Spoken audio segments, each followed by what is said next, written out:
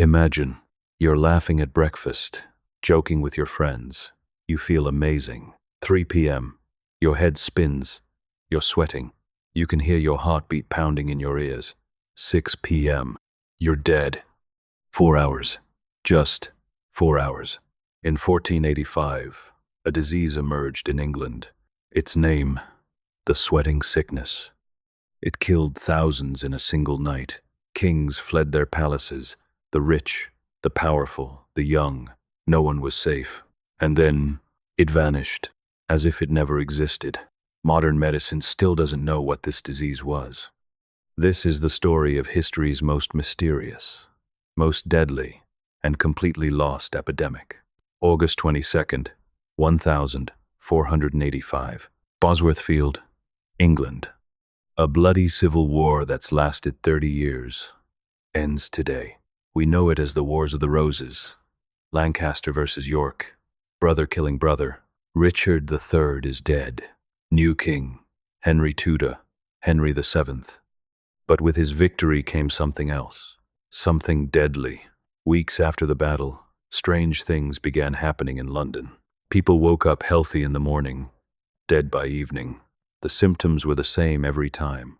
First, a sudden chill, as if an icy hand was gripping your body.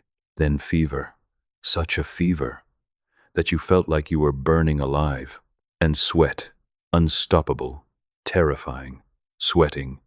Sheets soaked through, pillows wet, the entire room filling with the sharp, acrid smell of sweat. Heart rate going insane, dizziness, breathing, becoming impossible. And then, death, sometimes 3 hours, sometimes 6, rarely 24. But the result was always the same. In September 1485, thousands died in London. The city shut down, shops closed, people locked themselves in their homes. Doctors were helpless. No treatment worked. Some said bad air, miasma, poisonous vapors from rotting swamps. Some said it was a curse, God's wrath. Some said England was being punished because Henry usurped the throne.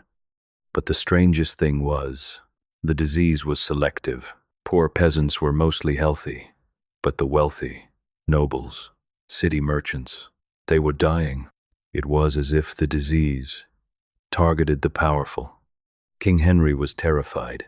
He'd just won his throne, but now his kingdom was being killed by a ghost, an invisible enemy. And this was only the beginning. The 1485 outbreak passed. Months later, the city slowly returned to normal. People breathed a sigh of relief. It's over, they said. But they were wrong. 23 years later, the disease returned. And this time, everyone knew how deadly it was. The panic was worse, because now they knew this thing can come back. Third wave, one of the most severe. This time it hit the smartest people. Oxford University, Cambridge University. Both universities closed. Students died en masse. Professors, academics. England's brightest minds extinguished in hours. A student wrote in his diary, "In the morning I was debating Aristotle with my friend. By afternoon, I was digging his grave." The 1517 outbreak passed. But now something had changed. People knew the disease would return. The question wasn't, will it come back? The question was, when? The worst was coming. Because this time, the disease didn't stay in England. Hamburg, Scandinavia, Poland, the Baltic states, Russia. The sweating sickness was now Europe's problem. But the strange thing, even in Europe, the main victims were still the English. It was as if the disease was following them. In England, King Henry VIII was terrified. He constantly moved, one palace to another, Windsor to Richmond, Richmond to Hampton Court. He was running from the disease. But where could he run? The disease was everywhere. And then, the disease threatened what he valued most. Anne Boleyn, the woman Henry was passionately in love with, the woman about to become queen. She fell ill. Henry went crazy. He refused to leave the palace. Perhaps to see her one last time, he stayed by her side. Prayers were said. Monks prayed. Doctors did what they could. Hours passed. Days passed. And Anne lived. It was a miracle. Because very few people survived. Anne later wrote a letter. "God saved me," she said, "but everyone around me is dying." The 1528 to 1529 outbreak was horrific. In London alone, hundreds died daily. Everywhere in Europe, the same story. The same death. The same helplessness. The outbreak only stopped when winter came, as if the cold killed the disease. People breathed easy again. Maybe this time it's really over, they said. The last wave, this time milder, but still deadly. But people were different now. They didn't even care. After it came 6 times. Being afraid was exhausting. Either you'd live or you'd die. They had surrendered to fate. And then after 1551, nothing. The sweating sickness was never seen again. But before it disappeared, it had killed tens of thousands in 5 outbreaks, and left behind only one question. What was it? 4 hours. Let's go inside those 4 hours. 9 a.m. A Tudor gentleman wakes from his bed. Healthy, cheerful, maybe a bit tired, but no problem. He has breakfast, eats his bread, cheese, sips his ale. He goes out to the streets, sees his friends. They laugh together. Everything is normal. Noon. He feels a slight chill. Weather must have changed, he says, but his forehead is sweating. Strange. 1 p.m. Dizziness begins, legs trembling, his heart beating so fast it feels like it'll burst from his chest. "Are you all right?" they ask. But the man can't answer, because even breathing is becoming difficult. They take him home, lay him in bed. 2 p.m.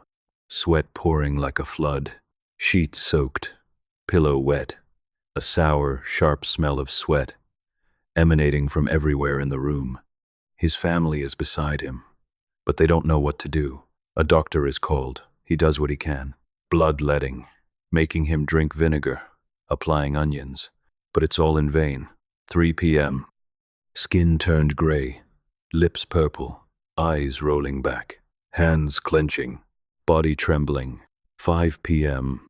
No movement, no breath. Dead, from breakfast to grave, in 9 hours. This was the true face of the sweating sickness, and the most terrifying thing, its selectivity. Children rarely fell ill. The elderly, they were generally safe too. Women, less affected than men. But young, strong, healthy men, for them it was like a death sentence.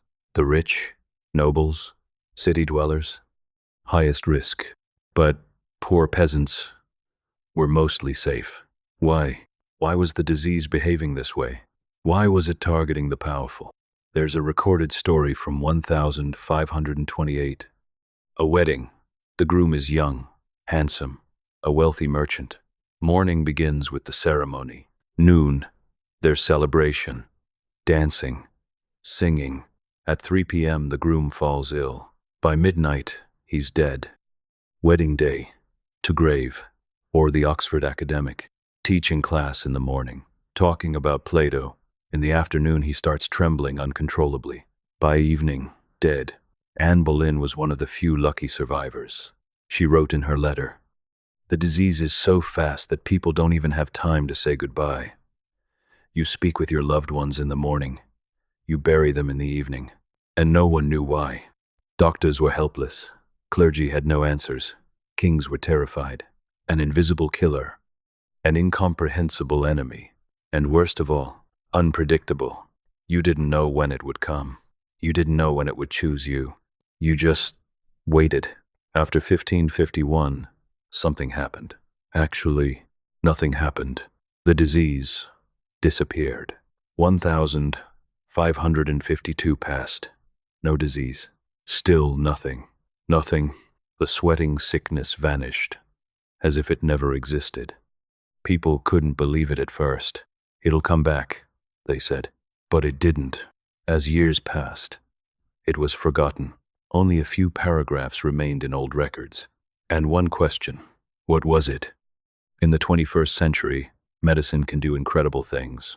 We can read DNA, we can see viruses, we can find traces of past epidemics. But we still can't explain the sweating sickness. There are theories, of course. Theory 1, hantavirus. A virus transmitted from mice, kills quickly, causes sweating. But hantavirus kills children too. The sweating sickness didn't touch children. Not similar enough. Theory 2, anthrax. Can pass from animals to humans. It's deadly, but anthrax doesn't spread this fast, and the symptoms don't match. Theory 3, an unknown type of flu. Maybe a very aggressive, very deadly flu. But flu doesn't kill in 4 hours, and it doesn't disappear forever. The truth is, no modern disease matches exactly. The sweating sickness is still a mystery. Maybe the answer is in those graves, but extracting DNA from 500-year-old corpses is nearly impossible. Maybe the answer is in the records, but most of the records were kept by people the disease killed. The record keepers died, the records were lost. But this disease taught us something important. Diseases can emerge, disappear, and come back. The sweating sickness lasted 66 years. It came in 5 waves, and then it vanished. Why did it vanish? Did people develop immunity? Did the virus exhaust itself? Or is it still out there somewhere, in a different form? Today we have to ask the question, if the sweating sickness appeared again, would we recognize it? If the symptoms were the same, do we know what to do? 500 years later, we still don't know what this disease was. We don't know its cure. We don't know why it came. We don't know why it left. The sweating sickness changed England's history. If Anne Boleyn had died, Henry VIII's story would be different. Maybe the Church of England would never have been founded. Maybe history would have been written completely differently. But tens of thousands died, and their stories were lost. Just a few lines of records, a few names, and a great mystery. Maybe one day, we'll find the answers. Maybe we'll extract DNA from old bones. Maybe we'll find a clue in a forgotten manuscript. Or maybe we'll never know, and the sweating sickness will remain forever as one of history's darkest mysteries. A reminder that invisible enemies are the most deadly. And maybe, just maybe, it's still out there somewhere, waiting. The sweating sickness struck England and Europe in 5 waves between 1485 and 1551. Tens of thousands died. It was never seen again, and we still don't know what it was. If you enjoyed this video, don't forget to hit the like button. And if you want to learn more dark mysteries of history, subscribe to the channel. See you in the next video. And remember, history doesn't forget, it just waits.